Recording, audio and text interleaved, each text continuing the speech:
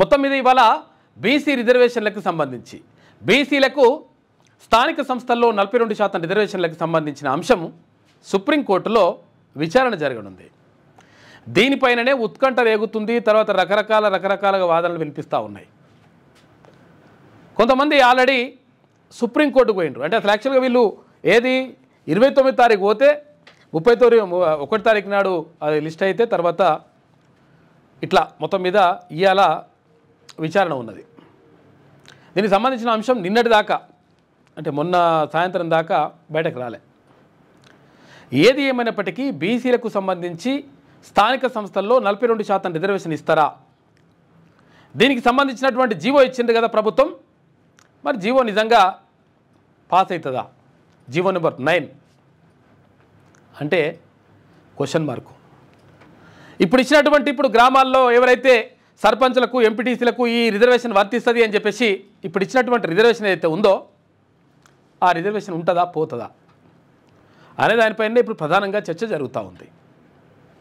కాబట్టి అసలు యాక్చువల్గా మ్యాక్సిమం ఇప్పుడు అందరికీ అంటే అన్ని గ్రామాలకు ఇప్పుడు ఏదైతే గ్రామాలకు కానీ ఇక్కడ ఎంపీటీసీలకు కానీ జెడ్పీటీసీలకు కానీ ఇచ్చినటువంటి రిజర్వేషన్లు గ్యారంటీ లేని పరిస్థితి.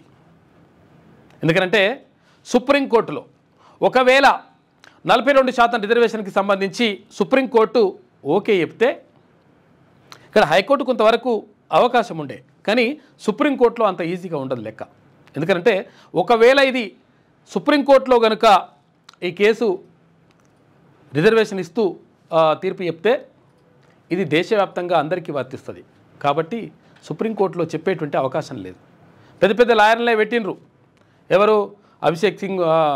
అభిషేక్ సింఘ్వి తర్వాత ఇంకొక దవేల్ని, ఇద్దరు లాయర్లు పెద్ద లాయర్లనే పెట్టింది రాష్ట్ర ప్రభుత్వం.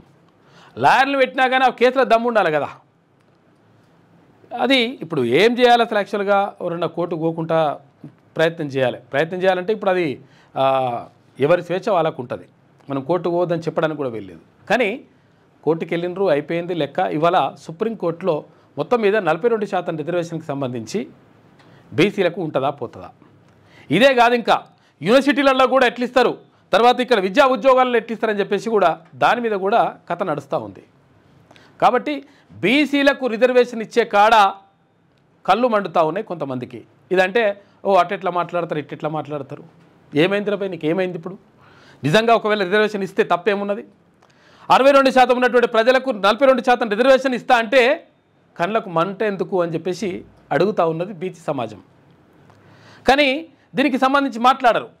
తర్వాత ఇప్పుడు ఏంది, నిన్న ఉప ముఖ్యమంత్రి భట్టి విక్రమార్క, తర్వాత మంత్రులు ఎవరు పొన్నం ప్రభాకర్ గౌడ్, ఇటు వాకిటి శ్రీహరి కొంతమందితో కలిసి ఓ బృందాన్ని పంపించరు ఢిల్లీకి. ఎందుకంటే మేము బాగా అడ్డుకోవడానికి ప్రయత్నం చేస్తున్నాం. నిజంగా అడ్డుకోవడానికి ప్రయత్నం చేస్తే మంత్రులను పంపించాల్సిన అవసరం లేదు. గట్టిగా లాయర్లు చూసుకుంటారు. అది మంత్రులు పోయి అక్కడ సుప్రీంకోర్టులో వాదనలు వినిపించేది ఏమి ఉండదు. కానీ కాకపోతుందంటే రాష్ట్ర ప్రభుత్వం ఏం చేస్తూ ఉందంటే మేము అన్ని ప్రయత్నాలు చేస్తున్నాము, మేము మంత్రులు కూడా పంపించినాం. మంత్రులను పంపిస్తే ఏం చేస్తారు? మంత్రులు ఏమన్నా పోయి ఆడ వాదనలు వినిపించేది ఉంటుందా? సుప్రీంకోర్టులో ఏమైనా చెప్పేది ఉంటుందా? అక్కడ వాదించాల్సింది చెప్పాల్సింది లాయర్లు, అడ్వకేట్లు చెప్దాం అనుకున్నా కానీ మరి ఒకవేళ నిజంగా అవి సహకరిస్తాయా? నమ్మకం లేదు, గ్యారంటీ లేనటువంటి పరిస్థితి. మొత్తం మీద బీసీలకు ఇచ్చినట్టే ఇచ్చి మళ్ళీ గుంజుకునేటువంటి నోటికాడ బుక్కను గుంజుకునేటువంటి ప్రయత్నం జరుగుతూ ఉంది. కాబట్టి ఇది నమ్మలేం దొర అనేటువంటి పరిస్థితి కనిపిస్తూ ఉంది. అయితే ప్రధానంగా బీసీలు ఆలోచించాల్సింది ఏంటంటే బీసీలు కానీ ఎస్సీ ఎస్టీలు కానీ, ఎందుకంటే ఇక్కడ ఈడబ్ల్యూఎస్ పేరుతోటి మొత్తం కూడా అప్పనంగా మొత్తం ఉద్యోగాలన్నీ నాశనం చేస్తూ మళ్ళీ ఇప్పుడు 2 నెలల్లో మళ్ళీ ఉద్యోగ నోటిఫికేషన్లు వస్తాయి, మళ్ళీ మంచిగా ఉండరు, మీరు రెడీగా ఉండరు అని చెప్తున్నారు. నోటిఫికేషన్లు వస్తే సంతోషం, నిరుద్యోగులకు మంచి జరగాలి, మనం అదే కోరుకుంటున్నాం. నోటిఫికేషన్ రావాలి, తర్వాత ఉద్యోగాల భర్తీ జరగాలని చెప్పేసి కూడా కోరుకుంటాం. కానీ ఎవరికి పోతున్నాయి? ఈ ఈడబ్ల్యూఎస్ పేరుతోటి 10% అప్పనంగా ఎత్తుకొని పోయి వాళ్ళకి ఇచ్చేస్తా అంటే అట్టెట్లయితుందని చెప్పేసి ప్రశ్నించాల్సినటువంటి పరిస్థితి ఏర్పడ్డది ఇప్పుడు. ఎందుకనంటే ఈ 42% రిజర్వేషన్ ఇస్తా అంటే మొత్తం కూడా కండ్ల మంట అయిపోయి మొత్తం లోపల అజీర్తయి తట్టుకోలేకపోతున్నారు కొంతమంది. ఏది స్థానిక సంస్థలలోనే ఇంకా ఎమ్మెల్యేలు ఎమ్మెల్సీలు ఇక్కడ ఎంపీలు కాదు. ఇక్కడ ఏది జస్ట్ సర్పంచ్ ఎంపీటీసీ జెడ్పీటీసీ అయితే అంటేనే అబ్బబ్బో వాళ్ళు ఎట్లయితారు, రిజర్వేషన్లు అయితే మొత్తం వాళ్ళకే ఎక్కువ సీట్లు వస్తాయి, ఎక్కువ మంది వాళ్ళే ఉంటారు అని చెప్పేసి కడుపు మంట అవుతుంది. కాబట్టి మరి ఎందుకు ఉపేక్షించాలి ఇక్కడ బీసీలు కానీ, ఎస్సీలు కానీ, ఎస్టీలు కానీ? మన ఉద్యోగాలను మొత్తం కూడా కొల్లగొట్టుకొని పోతుంటే, అక్కడ తక్కువ మార్కులు వచ్చినటువంటి వాళ్లకు ఉద్యోగాలు వస్తూ ఉంటే మనం అగ్రవర్ణ పేదలను అనట్లేదు. అగ్రవర్ణ పేదలకు మంచి జరగాలి, కానీ ఎంతమంది ఉన్నారు వాళ్ళ ఎంత పర్సెంటేజ్ ఉంది అంత పర్సెంటేజ్ వరకు ఇచ్చుకొని ప్రాబ్లం లేదు. కానీ 10% ఇష్టం వచ్చినట్టుగా ఇచ్చేసి 100 ఎకరాలు, 50 ఎకరాలు, 100 ఎకరాలు ఉన్నోళ్లకు, తర్వాత కోటీశ్వరులకు, కోట్ల డబ్బులు ఉన్నోళ్లకు ఈ 10% ఏది ఈడబ్ల్యూఎస్ పేరుతో రిజర్వేషన్ ఇస్తాంటే అక్కడ సుప్రీంకోర్టు అడ్డుకోదు, ఇక్కడ హైకోర్టు అడ్డుకోదు, ఇక్కడ మనుషులు అడ్డుకోరు, ఎవరు ఉండదు లెక్క. వాళ్ళకు మాత్రం లైన్ క్లియర్, మొత్తం అంతా లెక్క అంతా కూడా సాప్ లైన్ క్లియర్ ఉంటుంది.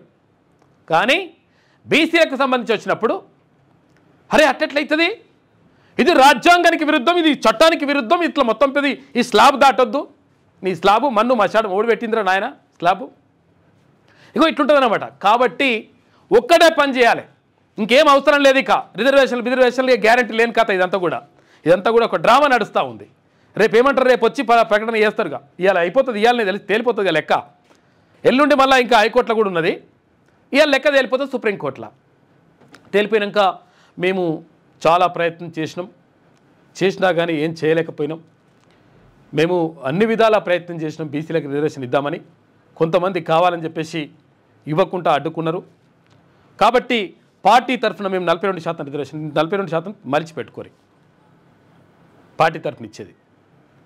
విషయం ఏంటంటే నిజంగా ఒకవేళ ఇది చాలామంది అనుకోవచ్చు అసలు యాక్చువల్గా పార్టీ తరఫున ఇస్తేంది, లేకపోతే డైరెక్ట్గా రిజర్వేషన్ వస్తే ఏంది అంటే, డైరెక్ట్గా రిజర్వేషన్ వస్తే 42% ఏదైతే మొత్తం రిజర్వేషన్ అమలైతే ఆ 42%లో కేవలం బీసీలు మాత్రమే పోటీ చేస్తారు. ఏ పార్టీ వాడన్నా కానీ, అటు కాంగ్రెస్ పార్టీ కానీ, బీఆర్ఎస్ కానీ, బీజేపీ కానీ, ఇంకే పార్టీ అయినా సరే ఎవరు పోటీ చేస్తారు అంటే బీసీలు మాత్రమే ఉంటారు. ఈ 42%లో 100కి 42 మంది ఎవరైతే సర్పంచులు కానీ, ఎంపీటీసీలు కానీ, జెడ్పీటీసీలు కానీ వీళ్ళు ఎవరైతే ఉంటారో వాళ్ళు 100% 42% మంది కేవలం ఏది రిజర్వేషన్ల ద్వారా ఎన్నికైనటువంటి ప్రజాప్రతినిధులు అక్కడ గ్యారంటీగా ఉంటారు. మరి పార్టీ తరఫున ఇస్తే ఎట్లా? పార్టీ తరఫున ఇస్తే ఎట్లయితే అంటే మోసం జరుగుతుంది. ఏమవుతుంది, గెలవనోనికి ఇక్కడ బీసీకి టికెట్ ఇస్తారు, గెలిచే అంటే ఇంకో రకంగా ఆయన పైన కొంచెం పైసలకు బాగా ఖర్చు పెట్టడానికి, లేకపోతే అటు ఇటు పతారున్నోనికి ఇంకొక ఓసీకి టికెట్ ఇస్తారు. ఏమవుతుంది, బీసీలే విక్తాయి, అక్కడ ఓసీలే పెరుగుతాయి. పార్టీ తరఫున ఇస్తే నష్టం జరుగుతుంది, మోసపోతాం. ఒకవేళ పూర్తిగా రిజర్వేషన్ 42% అమలైతే ఏమవుతుంది, ఈ 42%లో 42% మంది బరాబరు ఎన్నికైతారు. వీళ్ళతో పాటు ఎవరైతే ఓపెన్ కోటా ఉంటుందో ఆ ఓపెన్ కోటాలో కూడా సర్పంచులుగా, ఎంపీటీసీలుగా, జెడ్పీటీసీలుగా బీసీలు ఎన్నికయ్యేటువంటి అవకాశం ఉంటుంది. అప్పుడు 60% నుంచి 70% దాకా బీసీలే ప్రజాప్రతినిధులుగా ఉంటారు. అక్కడ ఎస్సీ ఎస్టీ బిడ్డలకు వాళ్ళకు కావాల్సినటువంటి వాటా వాళ్లకు కూడా దక్కుతుంది. కానీ ఇది జరగొద్దు. ఇది జరగొద్దు అంటే ఏం చేయాలి, మొత్తం మీద అక్కడ సుప్రీంకోర్టుకు పోయి అడ్డుకోవాలి, హైకోర్టుకు పోయి అడ్డుకోవాలి. ఎందుకంటే అడ్డుకోకపోతే ఎవరినైనా పెట్టి ఎగేయాలి. ఇక ఇటువంటి కథ నడుస్తూ ఉందన్నమాట. కాబట్టి ప్రజలు ఏం చేయాలి, మరి బీసీ సమాజం ఏం చేయాలి? మొత్తం అన్యాయం జరుగుతుంది, మొత్తం ఇక బాధతోటి మొత్తం కూర్చుందామా, లేకపోతే ఇట్లా బాధపడదామా? ఏం అవసరం లేదు. ఎందుకంటే ఓటు మన దగ్గర ఉన్నది. ఓటు ఉన్నది ఇక్కడ బీసీల దగ్గర, ఎస్సీ ఎస్టీ మైనార్టీల దగ్గర ఓట్లు ఉన్నాయి. ఈ ఓట్లన్నీ మనకు మనం వేసుకుంటే అయిపోయాయి.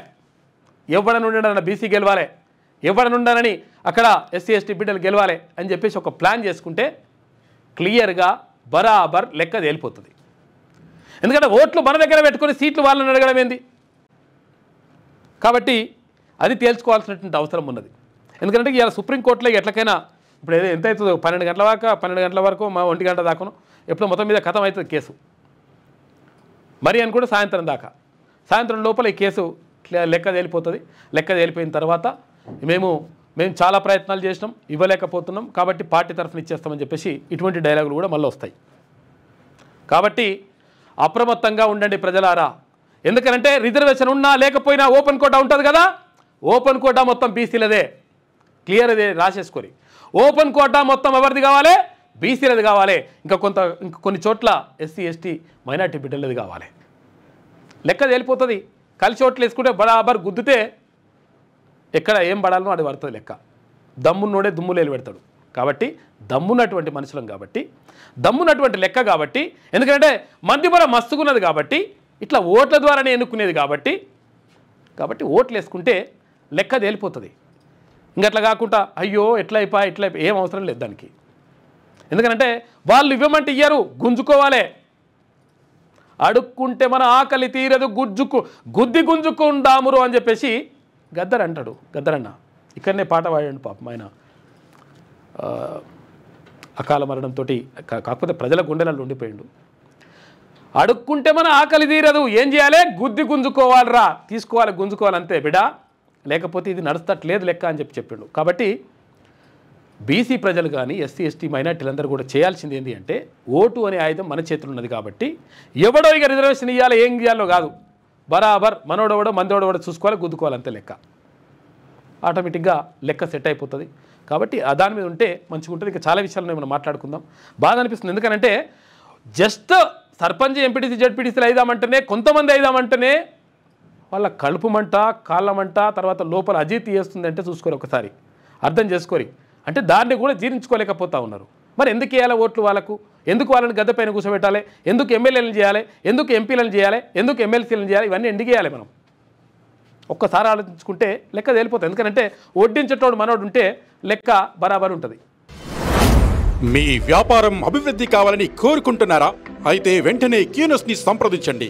Schools, colleges, banks, shops, office promotions, land promotions, political promotions, restaurant promotions, hospital promotions, పుట్టినరోజు వేడుకలు, శుభకార్యాలు, వ్యాపారాలు ఏవైనా, సందర్భం ఏదైనా ఇప్పుడే క్యూనస్ ద్వారా తెలియజేయండి. మీ వ్యాపారాన్ని అభివృద్ధి చేసుకోండి.